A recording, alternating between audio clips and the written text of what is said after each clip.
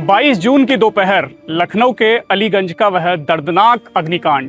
चीखें, धुआं, जान बचाने के लिए छतों से कूदते लोग और कुछ ही मिनटों में कई परिवारों के उजड़ते सपने। एक ऐसी त्रासदी जिसने पूरे उत्तर प्रदेश को झकझोर दिया। मुख्यमंत्री योगी आदित्यनाथ अलीगढ़ में थे, मंच से संबोधन कर रहे थे और उसी वक्त उन्हें इस घटना की जानकारी मिली। वह तुरंत कार्यक्रम रद्द कर लखनऊ पहुंचे और घटना स्थल का निरीक्षण किया। इसके बाद ताबड़तोड़ बैठकें और कार्रवाई का दौर शुरू हुआ। लेकिन इस हादसे के बाद सबसे बड़ा सवाल यही है, आखिर यह सब कैसे हुआ? इस घटना के जिम्मेदार कौन हैं? सरकार ने अब तक क्या कार्रवाई की और क्या इस दर्दनाक घटना से कोई सबक लिया गया?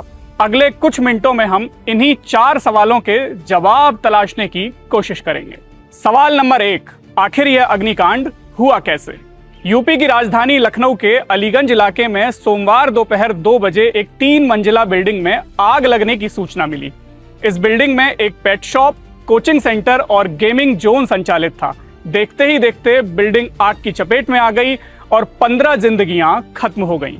प्रत्यक्षदर्शियों के मुताबिक आग लगने के कुछ ही मिनटों में पूरी इमारत धुएं से भर गई।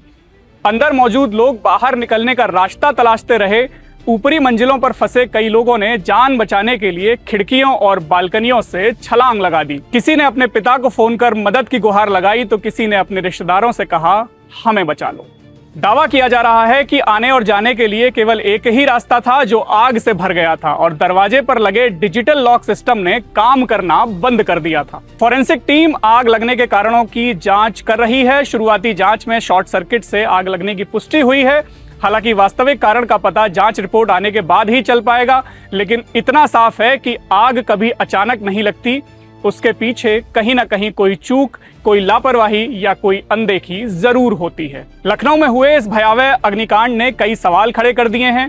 क्या भवन में अग्नि सुरक्षा के पर्याप्त इंतजाम थे? क्या फायर सेफ्टी उपकरण सही हालत में थे? क्या इमरजेंसी एग्जिट नहीं थे? और सबसे बड़ा सवाल, क्या जिन नियमों का पालन होना चाहिए था उनका पालन वास्तव में हो रहा था या नहीं? हादसे के बाद सामने आई शुरुआती जानकारियां बताती हैं कि कई जगहों पर सुरक्षा मानकों को लेकर गंभीर खामियां थीं। यही वजह है कि मुख्यमंत्री योगी आदित्यनाथ ने इस घटना को केवल एक दुर्घटना नहीं बल्कि पूरे प्रदेश के लिए एक बड़ा सबक बताया। क्योंकि जब आग लगती है तो वह यह नहीं देखती कि सामने कौन है, वह सिर्फ यह देखती है कि सुरक्षा व्यवस्था कितनी मजबूत है और लापरवाही कितनी बड़ी। सवाल नंबर 2, इस घटना का जिम्मेदार कौन है? उत्तर प्रदेश सरकार ने लखनऊ अग्निकांड के संबंध में राज्य सरकार के 4 अधिकारियों के खिलाफ कार्रवाई की है। पुलिस ने 6 लोगों के खिलाफ मामला दर्ज किया है और 4 आरोपियों को गिरफ्तार किया जा चुका है। बिल्डिंग के मालिक वीरेंद्र प्रसाद शुक्ला, पेट शॉप के मालिक रामकृष्ण उपाध्याय, एनिमेशन सेंटर चलाने वाले तुषार कृष्णा जायसवाल और किराएदार सुरेश कुमार साहू को गिरफ्तार कर लिया गया है। वहीं एफआईआर में नामजद आरोपी धीरेन्द्र शुक्ला और सुरेंद्र शुक्ला की तलाश जारी है। प्रथम दृष्टया दोषी पाए गए बिजली विभाग के एक्सीएन गौरव कुमार, फायर विभाग के एफएसएसओ कमलेंद्र कुमार सिंह, लखनऊ विकास प्राधिकरण के एई अनिल कुमार और जेई प्रमोद पांडे के खिलाफ निलंबन की कार्रवाई की गई है। राज्य सरकार ने आग की घटना की उच्च स्तरीय जांच के आदेश दिए हैं। इस घटना की जांच के लिए पर्यटन एवं संस्कृति विभाग के अतिरिक्त मुख्य सचिव अमृत अभिजात और लखनऊ जोन के अतिरिक्त पुलिस महानिदेशक प्रवीण कुमार के नेतृत्व में एसआईटी का गठन किया गया है और जांच शुरू हो चुकी है। इस बीच लखनऊ विकास प्राधिकरण ने इमारत को गिराने का नोटिस भी जारी कर दिया है। आपको बता दें कि 3 मंजिला इस इमारत के अनधिकृत निर्माण को लेकर 2016 में भी गिराने का आदेश जारी किया गया था, लेकिन 2 महीने से भी कम समय में इस आदेश को रद्द कर दिया गया था। सवाल बड़े हैं, क्या प्रशासन की निगरानी में कहीं कोई कमी रह गई? क्या नियम तोड़कर संस्थान चलाने वालों की जवाबदेही तय होगी या फिर हम सभी कहीं ना कहीं इस व्यवस्था का हिस्सा हैं जहां सुरक्षा नियमों को अक्सर औपचारिकता समझ लिया जाता है? सवाल सिर्फ आग का नहीं, सवाल उन लापरवाहियों का भी है जो धीरे धीरे एक बड़े हादसे को जन्म देती हैं। इस बीच मुख्यमंत्री योगी आदित्यनाथ ने साफ शब्दों में कहा है कि सुरक्षा मानकों से कोई समझौता स्वीकार नहीं किया जाएगा। उन्होंने यह भी स्पष्ट किया कि भवन का उपयोग उसी उद्देश्य के लिए होना चाहिए जिसके लिए उसे अनुमति मिली है। अब सवाल नंबर 3, इस घटना के बाद क्या कार्रवाई की गई है? लखनऊ हादसे के बाद सरकार हरकत में आई और प्रदेश में एक बड़ा अभियान शुरू कर दिया गया। मुख्यमंत्री के निर्देश पर मिशन मोड में फायर सेफ्टी ऑडिट का फैसला किया गया। अस्पतालों, nursing home, medical college, coaching संस्थानों, शॉपिंग मॉल्स और व्यावसायिक प्रतिष्ठानों की जांच शुरू कर दी गई है। पुलिस प्रशासन, अग्निशमन विभाग, विकास प्राधिकरण और विद्युत सुरक्षा विभाग की संयुक्त टीमें मैदान में उतर गई हैं।